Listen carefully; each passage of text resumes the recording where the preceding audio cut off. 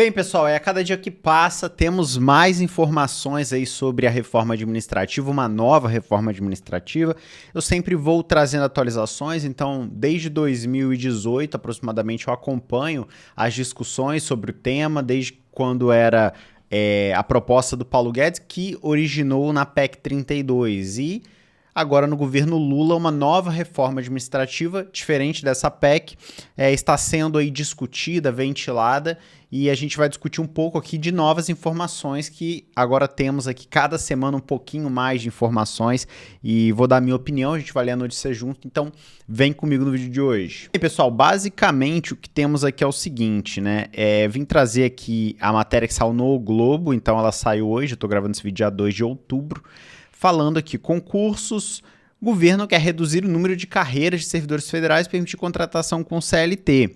Proposta em estudo no Ministério de Gestão é reduzir a estrutura atual de 150 conjuntos de cargos de funcionários públicos para 30. A medida faz parte de uma reforma administrativa a ser enviada ao Congresso. Então, antes de ir para a notícia aqui, o que a gente tem que entender? O governo, primeiro momento, ele foi absolutamente contra a reforma administrativa, que era a PEC 32. Ainda se mantém. Então, ele falou o seguinte, olha, a PEC 32 a gente não vai discutir. A gente vai discutir uma outra reforma administrativa. O time é muito curioso, como eu trouxe aqui no canal, porque todo esse movimento só está sendo discutido após o Arthur Lira, que é presidente e dono do Brasil, como eu costumo dizer, da Câmara dos Deputados e dono do Brasil, né? Falar que o governo iria discutir a reforma administrativa quer queira, quer não. Ou seja, na prática, a gente sabe o que aconteceu, que o Arthur Lira chegou lá e falou, olha, o seguinte, vocês querem apoio meu e do Centrão? Então a gente quer a reforma administrativa. Vocês vão ter que aprovar, porque eu tenho que dar alguma coisa para o pessoal, né? O pessoal é o lobby, o setor privado, outros setores aí, que fazem parte desse jogo de cadeiras, né, dessa dança das cadeiras. Então é muito curioso que o governo, que sempre se manifestou contra, está agora acenando para Arthur Lira. Então tudo é muito pensado, pessoal. Vou rapidamente abrir um parênteses aqui. É o Haddad, né, falando assim, não, porque a reforma tem que fazer mesmo, porque a gente precisa disso. Então, assim, os membros do governo, eles aos poucos vão soltando coisas, pérolas, como se não fosse nada demais. Vamos fazer uma reforma, mas o pessoal vai ser muito tranquila. E, assim, tudo combinado. É uma grande orquestra. Eu já adianto para você, sou absolutamente contra, considero isso, inclusive, um movimento de traição com a base que elegeu o governo. E muita gente pode falar assim, mas não pode, assim, cara, eu particularmente o Hugo, né, eu não tenho político de estimação. Político pra mim é um funcionário meu, eu elegi, eu pago o imposto, então assim, ele trabalha pra mim, acabou. Então eu não tenho esse negocinho de não critica, de não faz isso, não.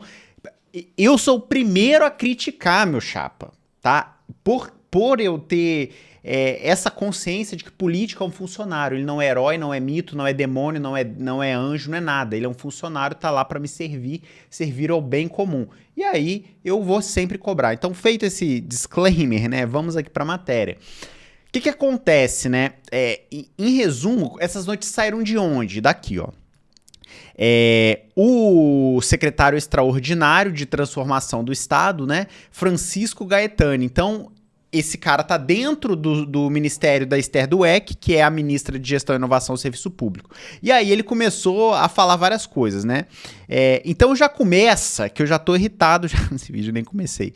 Ficam de fora do escopo juízes, procuradores, carreiras organizadas como Forças Armadas e Corpo Diplomático. Ou seja, meu chapa, a gente tá falando aqui de professor, né? Vamos resumir? Vamos resumir aqui. O que a gente tá falando de reforma administrativa sem essa galera aqui, que é a galera que ganha dinheiro? Você tá falando de professor, porque essa é a média. Se você não sabe, mais de 50% do poder público, né, de serviço público, a gente tá falando de pessoas que ganham até R$ 2.500. É isso mesmo.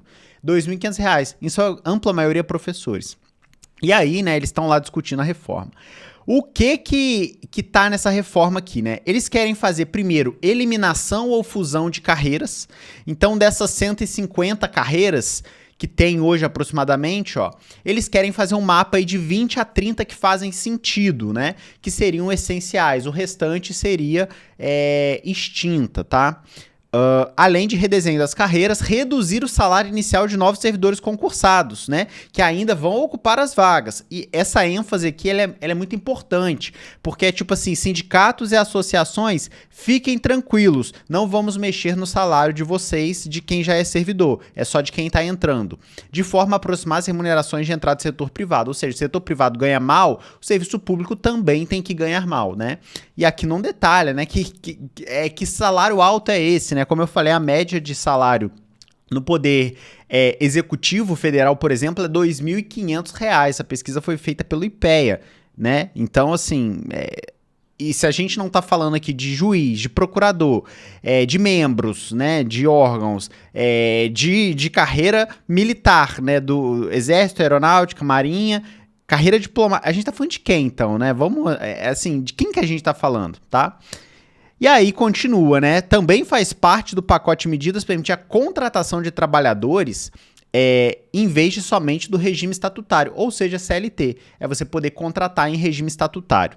Isso aqui não é a única coisa. Ainda fala de cara lavada, né? Sobre temporários, né? Dependendo da atividade, os temporários seriam excelentes, inclusive para analista do INSS. Ou seja, ao invés de fazer concurso, você faz uma seleção de temporários que vai ficar 1, 2 anos no INSS, os caras zeram a fila, e aí depois você demite todo mundo e você não precisa, né? Obviamente, ficar abrindo concurso, né?